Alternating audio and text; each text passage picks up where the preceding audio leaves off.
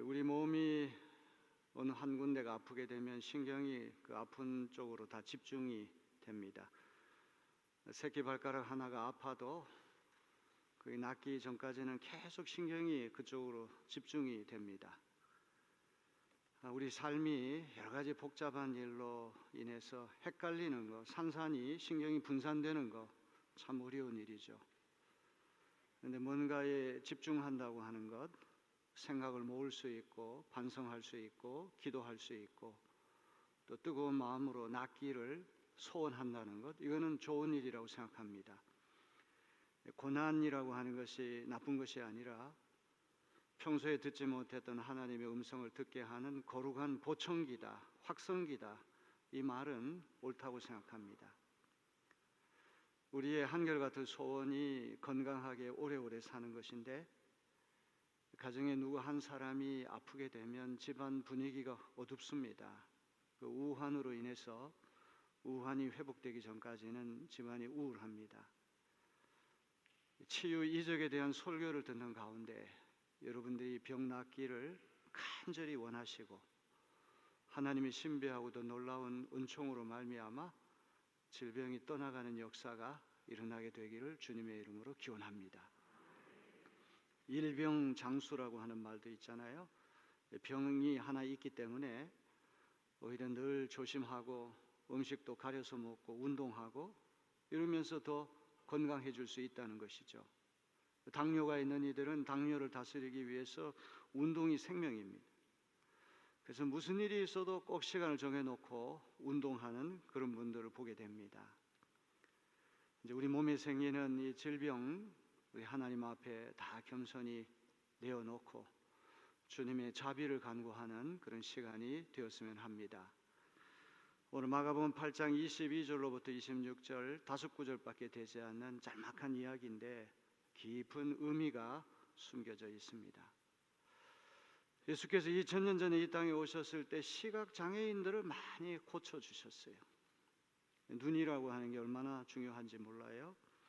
눈이 어둡고 침침하게 되면 눈의 문제가 아니라 우리 마음도 어두워지고 사물 전체가 다 어두워지게 됩니다. 저도 눈이 얼마나 중요한가를 깨닫고 있습니다. 영양제도 먹고 병원에 자주 가서 검사도 하고 조심조심 하고 있는데, 오늘 특별히 눈의 시력이 좋지 않은 분들, 백내장, 녹내장, 황반변성, 또 각종 망막 질환, 이런 병을 앓고 계시는 분들은 오늘 말씀을 잘 경청하시고 눈이 떠지고 밝아져서 시력이 회복되는 역사가 일어나게 되기를 주님의 이름으로 기원합니다. 자, 이 짤막한 이야기는 세 가지 중요한 특징이 있어요. 첫째로 지금까지 우리가 살펴본 바에 의하면 예수님은 어떤 병이든지 간에 말씀하십니다. 일어나라, 가라. 선언만 하시면 그 말씀이 떨어지자마자 질병이 깨끗이 낫습니다. 현장에 환자가 있지 않고 멀리 떨어져 있다고 할지라도 원격 치유가 말씀 한마디로 일어나는데, 오늘 이 시각장애인을 고쳐주시는 장면은 상당히 복잡해요. 베세다에서 사람들이 환자를 데리고 왔는데 그 사람이 손을 붙들고 마을 바깥에 한적한 곳으로 가셔요.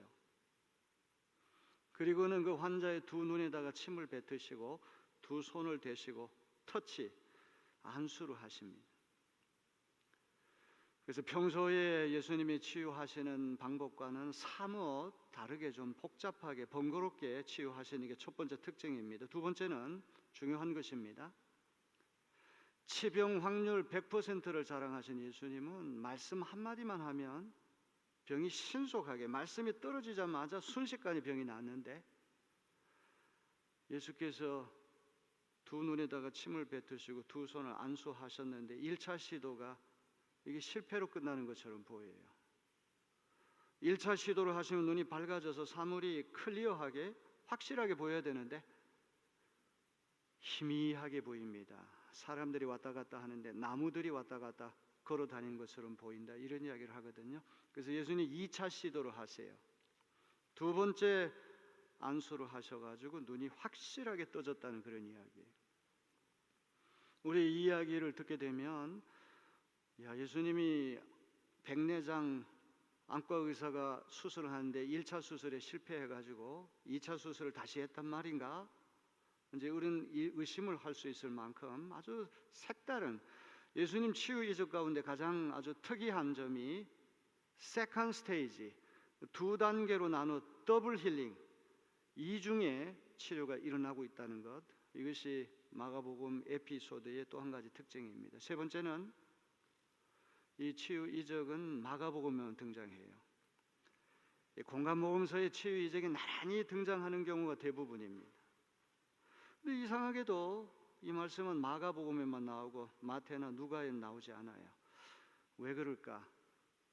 예수님이 두 단계로 이 치유하신 거 한 번에 단번에 고치지 않으셔가지고 이 치유 능력에 대해서 조금 마태나 누가나 좀 다른 마음을 품기 때문에 소개를 하지 않은 것은 아닐까 이렇게 생각해 봅니다.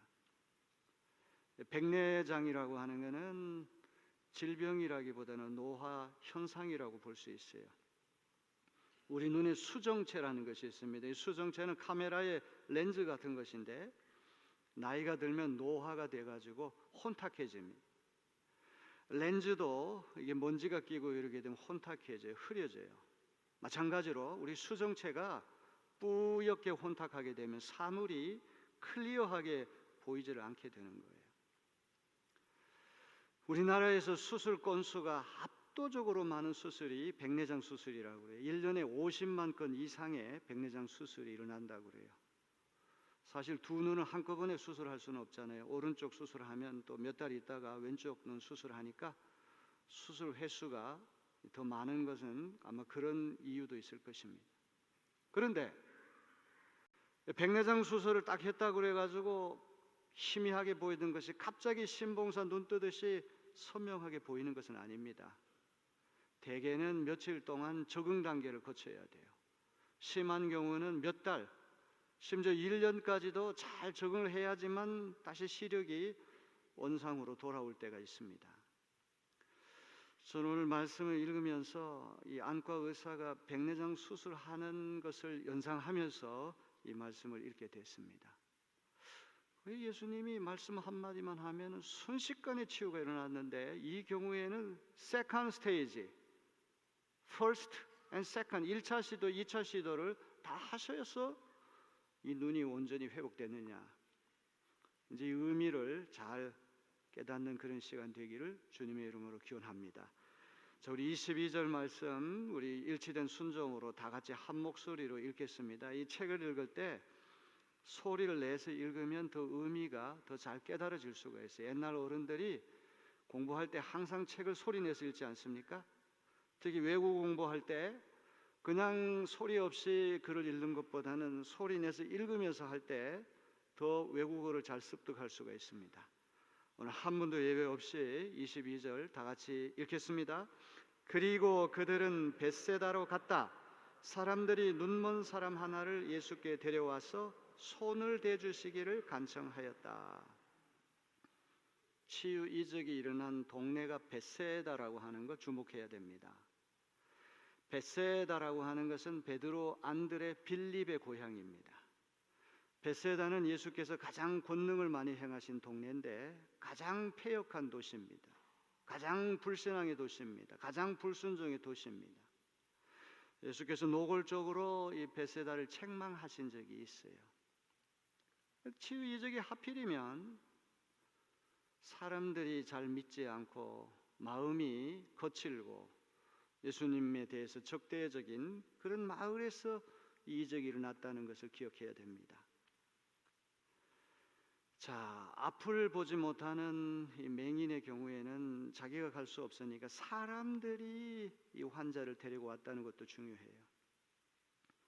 바디메오는 예수님 지나가신다는 소리를 듣고서 현장에 예수님이 앞에 패싱 바이 지나가시는 현장에 있었기 때문에 예수님 만날 수 있었지만 이 사람은 자기 힘으로 갈 수 없어요. 사람들이 안내를 해서 예수님께 데리고 왔어요.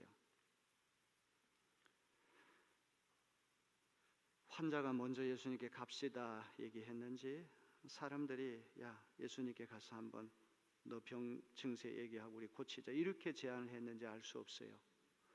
누가 먼저 제안을 했는지 알 수 없지만 한 가지 분명한 거는 환자가 예수님께 한번 갑시다 얘기를 해도 다른 사람들이 도와주지 않으면 못 와요. 사람들이 예수님께 한번 가서 너 병 고치자 이렇게 얘기를 해도 환자가 거부하면 또 안 됩니다. 그러니까 이 경우에는 사람들도 중요하고 환자도 중요해요. 일치가 됐기 때문에 여기 왔다는 거예요. 지난번에 네 사람이 중풍병자를 들것에다가 메고 올 때도 마찬가지예요. 중풍 병자가 먼저 예수님께 가자 그랬는지 네 사람이 먼저 했는지 네 사람 중에 한 사람 먼저 했는지 알 수 없지만 중요한 거는 한 사람이라도 협조를 하지 않으면 이거 안 된단 말이죠. 내 귀퉁이를 잡고 있는데 한 사람이 놓으면 이게 한쪽으로 쏠려가지고 갈 수가 없는 거예요. 오늘 여러분 가정에 암 환자도 있을 테고 여러 우환이 있는 분들이 있을 터인데 한 가지 기억할 것은 일치된 연합이 필요해요. 온 가족이 똘똘 뭉쳐야 됩니다. 엄마가 아프면 아빠와 자녀들이 다 하나가 돼서 병 낫기를 간구하고 긍휼히 여기는 마음, 공감하는 마음을 가지고 일치된 연합과 일치된 순종이 있을 때 그 가정의 치유가 일어날 수가 있는 거예요. 아주 중요한 것입니다. 그러면 그런 가정의 우환이 오히려 가족의 결속력을 더 높이고 오히려 가정이 더 하나가 되고 더 화목하고 더 끈끈하게 연합될 수 있다고 하는 것을 기억을 해야 됩니다. 자, 이 사람들이 환자를 데리고 와서 예수님에게 손을 대달라고 하는 말은 안수해달라는 말이거든요. 예수께서 어떻게 하셨습니까? 우리 23절 다 같이 읽어봅니다. 예수께서 그 눈먼 사람의 손을 붙드시고 마을 바깥으로 데리고 나가셔서 그 두 눈에 침을 뱉고 그에게 손을 얹으시고 물으셨다. 무엇이 보이느냐? 시각장애인은 앞을 볼 수 없으니까 예수님이 그 사람 손을 잡고 안내를 하는 거예요. 가이드를 합니다. 그 사람의 손을 붙들고는 마을 바깥으로 빠져나가서 한적한 곳으로 데리고 나가셨어요. 베세다라고 하는 것은 베드로와 안드레와 빌립의 고향일 뿐만 아니라 예수께서 이사와 기적을 가장 많이 행하신 동네인데 사람들이 그것을 기뻐하거나 감사하거나 믿거나 순종하지 않고 노골적인 적대감을 보인 동네가 베세다이기 때문에 예수님이 베세다를 책망하신 그런 성경 말씀이 나와요. 지난번에 회당장 야이로의 딸이 죽었을 때에도 예수님이 사람들 다 데리고 방에 들어가신 것이 아니라 베드로, 야고보, 요한, 부모, 예수님까지 합쳐서 6명 그리고 죽은 딸까지 합쳐 7명 있는 방에 들어가셔서 죽은 소녀를 살리셨어요. 방이 좁아서 다 못 들어가니까 그렇게 했을 것이다. 통상 우리 이런 생각만 하는데 아마도 예수님이 어떤 경우든지 가지 치유 이적을 행하시고 사람 살릴 수 있는 권세와 능력이 있지만 주변의 분위기와 환경도 얼마나 중요한지 몰라요. 씨앗도 중요하지만 토양도 중요한 것입니다. 제가 집회를 다녀보게 되면 교회 분위기가 얼마나 중요한지 모릅니다. 이미 차에서 내려 들어가는 순간부터 이 교회는 은혜가 풍성한 교회구나 느껴집니다. 그런가 하면 어떤 교회는 냉랭합니다. 차갑습니다. 아니나 다를까 강단에서 설교해보면 금방 그 교회가 어떤 영적인 분위기인지를 금방 감지할 수가 있는 거예요. 왜 베세다라고 한 동네에서 예수님이 그 사람을 데리고 한적한 곳으로 가셨을까? 이건 베세다라고 한 동네의 특징하고 무관하지 않다는 말이에요. 오늘 우리 내리교회가 좋은 옥토와 같은 토양이 되어지기를 주님의 이름으로 기원합니다. 선생님들이 학년을 이렇게 가르치다 보면 어떤 기수의 애들은 아주 착하고 아주 차분하고 좋아요. 그런데 또 어떤 기수는 아주 우악해요. 다루기 어려워요. 참 이상하잖아요. 저도 신학교 들어가가지고 우리 선배들, 우리 기수들하고 비교해보면 다 특징이 있어요. 참 놀라운 일이죠. 여기 벳세다라고 하는 동네에서 예수님이 이 환자의 손을 붙들고 바깥으로 데리고 나가셨어요. 제자들이 따라갔는지 환자를 데리고 온 사람들이 같이 갔는지는 알 수가 없어요. 어쨌거나 한적한 곳에 가셔가지고 예수님 입에 있는 침을 그 환자 두 눈에 뱉었습니다. 불결합니다. 위생적으로 문제인 것처럼 보여요. 히브리인들의 정결 예식하고도 맞지 않아요. 고대 근동지방에서 침이라고 하는 건 치료 효과가 있기 때문에 민간에서 자주 사용했다고 그래요. 두 눈에 침을 뱉고 두 손을 그 눈에다가 얹고 안수를 하세요. 통상 예수님 말씀 한마디만 해도 병이 낫는데 이 정도 하면은 금방 눈이 떠져야 되지 않습니까? 그런데 예수님 질문을 던지세요. Can you see anything? 뭐 좀 보이냐? 이것도 상당히 이채로운 거예요. 뭐가 좀 보이냐? 자, 이 벳세다라고 하는 동네가 어떤 동네인지 한번 마태복음 11장 20절로 22절 우리 다 같이 봅니다. 예수께서 권능을 가장 많이 행하신 고울들이 회개하지 아니하므로 그때 책망하시되 화 있을진저 고라시나 화 있을진저 벳세다야 너희에게 행한 모든 권능을 두로와 시돈에서 행하였더라면 그들이 벌써 베옷을 입고 제에 앉아 회개하였으리라. 내가 너희에게 이르노니 심판날에 두로와 시돈이 너희보다 견디기 쉬우리라. 두로와 시돈은 외국 지역이, 이방 지역이 이스라엘 땅인 벳세다에서 가장 권능을 많이 행하셨는데 그들이 회개하지 않는 냉랭한 태도를 보인 것에 대해서 예수님 책망하시는 거예요. 누가복음 10장도 마찬가지입니다. 화 있을진저 고라시나 화 있을진저 벳세다야 너희에게 행한 모든 권능을 두로와 시돈에서 행하였더라면 그들이 벌써 베옷을 입고 제에 앉아 회개하였으리라. 심판 때에 두로와 시돈이 너희보다 견디기 쉬우리라. 벳세다라고 하는 고을의 특징이 이르기 때문에 예수께서 벳세다 마을 한가운데서 고치지 않고 그를 따로 데리고 가셨다고 추측해 볼 수가 있어요. 또 한 가지, 사람들이 환자 데리고 왔을 때 안수해달라는 부탁만 했는데 안수만 해달라고 그랬는데 예수님은 두 눈에다가 침을 뱉고 그 두 눈에다 두 손을 대잖아요. 기도라고 하는 것은 시간까지 내가 다 정해서 언제까지 해주십시오, 방법까지 다 하나님한테 일러줘서 이렇게 해달라고 하는 게 기도가 아니에요. 그건 하나님의 소관이에요. 설령 내가 그렇게 주문을 한다고 할지라도 하나님의 뜻이 다르면 다른 방법으로 이루어지는 거예요. 왜? 하나님께는 1초가 천년 같고 천년이 1초 같은 분이시기 때문에 내 생각에는 이게 절박하고 언제까지 이루어져야 하고 방법은 이렇게 돼야 된다고 생각해서 기도하지만 주님이 하시는 방법은 다를 수 있음을 인정해야 됩니다. 우리는 다만 주님 앞에 겸손히 간구하는 것만 해야 돼요. 시간과 방법과 어떻게 하시는지는 하나님의 손에 달려있음을 믿으시길 바랍니다. 자, 이렇게 돼서 1차 시도를 하셨는데 뭐가 좀 보이냐 그랬더니 맹인이 24절에 이렇게 대답합니다. 다 같이 읽어볼까요? 그 사람이 쳐다보고 말하였다. 사람들이 보입니다. 나무 같은 것들이 걸어다니는 것 같습니다. 쳐다봤다는 게 예수님을 쳐다봤다기보다는 주변에 있는 것들을 내 눈이 지금 떠져서 잘 보이는가 안 보이는가 이렇게 두리번거리고 쳐다봤는데 사람들이 보이는 것 같은데 이게 사람들이 걸어다니는 게 나무들이 걸어다니는 것처럼 보였다는 얘기예요.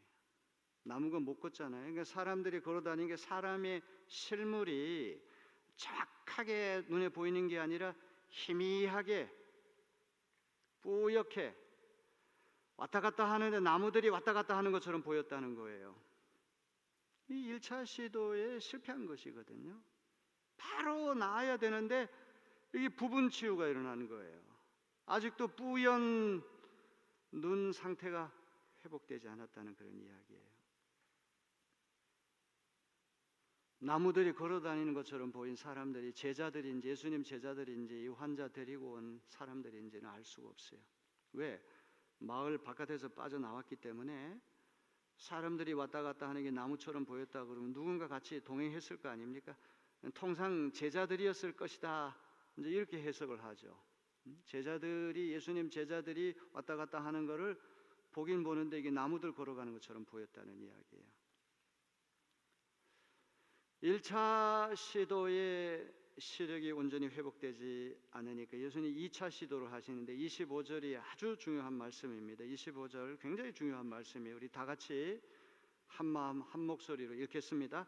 그때에 예수께서는 다시 그 사람의 두 눈에 손을 얹으셨다. 그 사람이 뚫어지듯이 바라보더니 시력을 회복하여 모든 것을 똑똑히 보게 되었다. 1차 시도에 뚜렷이 보이지 않으니까 사람들이 걸어다니는 나무들 걸어다니는 것처럼 보인다고 그러니까 예수님이 다시 두 손을 그 사람의 눈에 대시고 안수하셨어요. 자, 그 다음이 중요합니다. 세컨드 터치, 두 번째 두 눈에 손을 얹으셨을 때 환자 갑자기 눈이 떠진 것이 먼저가 아니라 뚫어지듯이 바라봤다는 거예요. 여러분, 공부를 할 때, 책을 읽을 때 책이 돋보기로 햇빛을 모아가지고 이렇게 쪼이게 되면 이게 종이가 타듯이 그러한 심정으로 집중력을 갖고 책을 읽어본 적 있어요? 뚫어지게 봤다는 말은 헬라 말로 디에 블렙센이라고 하는 말인데 이거는 온 정신을 집중해서 골똘히 봤다, 정확하게 봤다, 올바로 봤다, 이런 의미가 있는 거예요. 우리 세번역이 번역을 아주 잘했어요. 뚫어지듯이 바라봤더니만 시력이 회복되는 거예요. 그리고는 모든 것이, 모든 물상이 선명하게 보이게 됐다는 것이죠. 말씀 한마디만 하면 그냥 단박에 병이 나았는데 왜 이 경우에는 1차, 2차 안수를 2번까지 하셔가지고 이렇게 됐을까? 안과 의사가 백내장 수술하는데 1차에 실패해가지고 2차 시도해가지고 2차에 성공했단 말일까? 아니면 1차는 준비 단계고 2차는 마무리 완성 단계다. 서로 연속적인 것이긴 하지만 점진적인 치유, 준비한 다음에 마무리로 고치셨나? 점진적인 치유란 말인가? 치병 확률 100%를 자랑하는 예수님을 염두에 둘 때 이 두 가지 말은 다 맞지 않아요. 1차에 실패하고 2차에 성공했다? 예수님 그런 분 아니죠. 1차는 준비고 2차는 마무리고 점진적으로 치유했다, 그것도 아니에요.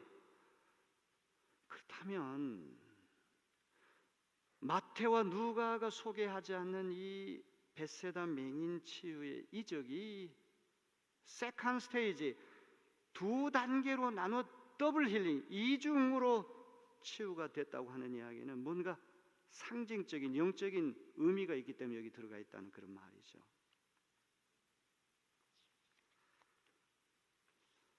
다섯 구절밖에 되지 않는 이 에피소드는 두 가지가 강조됩니다. 첫째로 예수께서 2번 터치하셨다고 하는 것, 2번 터치해서 이중 치료가 일어났다고 하는 게 중요한 것이고, 두 번째는 부분 회복에서 완전 회복으로 나아갔다고 하는 게 중요해요.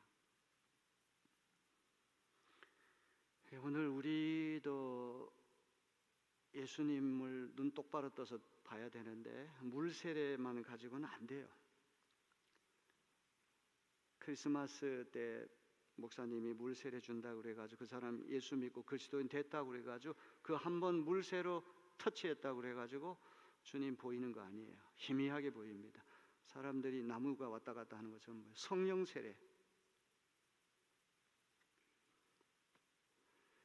예수께서 왜 하필 시각 장애인들을 이렇게 많이 고쳐줘요? 이 구약의 예언을 성취하는 거예요. 우리 이사야 35장 5절로부터 6절 다 같이 읽어봅니다. 그때 맹인의 눈이 밝을 것이며 못 듣는 사람의 귀가 열릴 것이며 그때에 저는 자는 사슴같이 될 것이며 말 못한 자의 혀는 노래하리니 이는 광야에서 물이 솟겠고 사막에서 시내가 흐를 것임이라. 그때가 언제입니까? 메시아가 도래하는 날, 그리스도 오시는 날에 맹인의 눈이 밝아진다고 구약이 예언했는데 이것이 예수님 통해 성취된다는 걸 보여주는 거예요.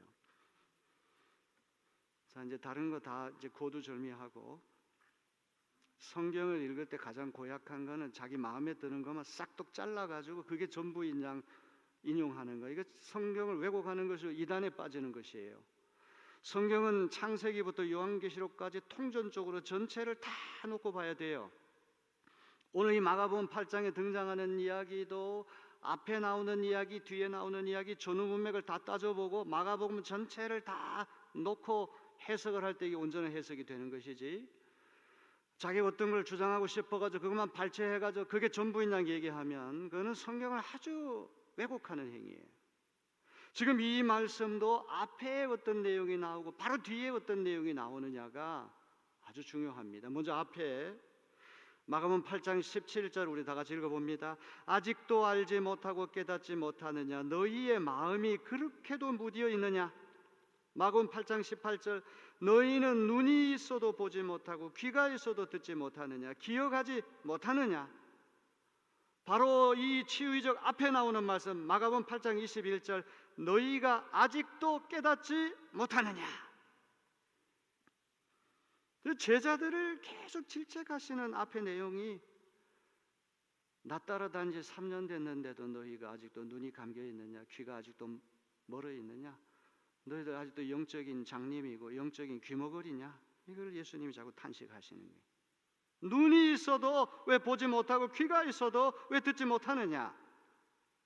그러면서 베세다 맹인 치유 이적이 나온다는 이야기는 이 베세다 맹인이 2단계로 눈이 밝아졌다는 얘기는 바로 제자들을 두고 하는 얘기구나.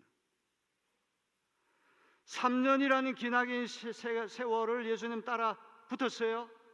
모태신앙이고 20년, 30년, 40년, 50년 예수 믿었다고 생각하는데 우리의 눈은 여전히 예수의 전모를 보지 못하는 거예요. 희미하게 뿌옇게 봐요. 자, 바로 뒤에 어떤 말씀이 나옵니까? 이 에피소드 바로 뒤에 나오는 이야기 결정적으로 중요한데 예수께서 가이사랴 빌립보 지경으로 이동하셔가지고 제자들에게 묻습니다. 세상 사람들이 나를 누구라 부르냐? 자, 마가복음 8장 28절 다 같이 봅니다. 세례자 요한이라고 합니다. 엘리야라고 하는 사람들도 있고 또 예언자 가운데 한 분이라고 하는 사람들도 있습니다. 예수님이 누구냐? 너무나 중요한 문제예요. 예수님이 누구냐 물었더니 그들의 눈이 혼탁해지고 뿌옇고 희미해가지고 1차 시도에서 정답이 안 나오잖아요. 세례자 요한입니다. 엘리야입니다. 예언자들 가운데 한 사람입니다. 예수님 2차 시도하시죠. 그러면 너희는 나를 누구라고 하느냐? 그때 베드로가 대답합니다. 선생님은 메사이아 그리스도이십니다. 세컨드 터치. 2번째 주께서 그 마음을 치셨을 때 눈이 밝아져서 예수를 온전히 알아본다는 그런 이야기가 아닙니까? 바디메오 이야기도 똑같은 맥락에서 우리가 읽었는데 이게 단순히 그냥 눈먼 사람 고쳐줬다는 그런 이야기 아니에요. 그런 이야기는 다른 종교에도 많아요.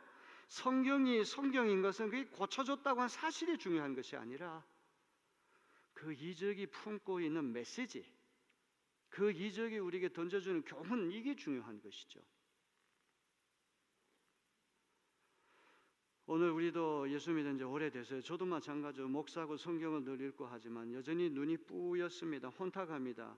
예수님을 잘 몰라요. 나무가 걸어다니는 것처럼 왔다 갔다 하는 것처럼 희미하게 보여요. 성령이 조명해 주시고 물 세례가 아니라 성령 세례로 주께서 우리 마음을 터치해 주실 때 우리의 눈이 환히 열려서 예수 그리스도 그분이 어떤 분인지를 확실히 아는 역사가 일어나게 될 줄로 믿습니다. 참 기이한 일은 예수를 그리스도로 믿는 이라고 하는 이들이 예수를 몰라요. 누군지도 모르고 따라다녀요. 그 마음을 몰라요. 그분의 행적에 대해서 관심이 없어요. 그분의 사역에 대해서 알고 싶어 하지 않아요. 이것처럼 기이한 일이 어디 있겠습니까? 오늘 우리에게 가장 중요한 것은 예수를 바로 보고 바로 믿는 일인 줄로 믿습니다. 바로 알고 바로 믿는 것보다 더 중요한 것은 없어요. 기독교를 기독교 되게 하는 것은 무엇일까? 예수 믿으면 뭐도 잘 되고 뭐도 잘 되고 복 받고 어쩌고 저쩌고 그 기복주의. 그런 논리로 한다면 바울은 고생을 엄청나게 하고 결혼도 못하고 감옥에 갇히고 순교당했는데 그런 사람은 은혜 받지 못한 사람들입니까? 아니에요. 예수의 제자가 되는 길은 그런 길이 아닙니다.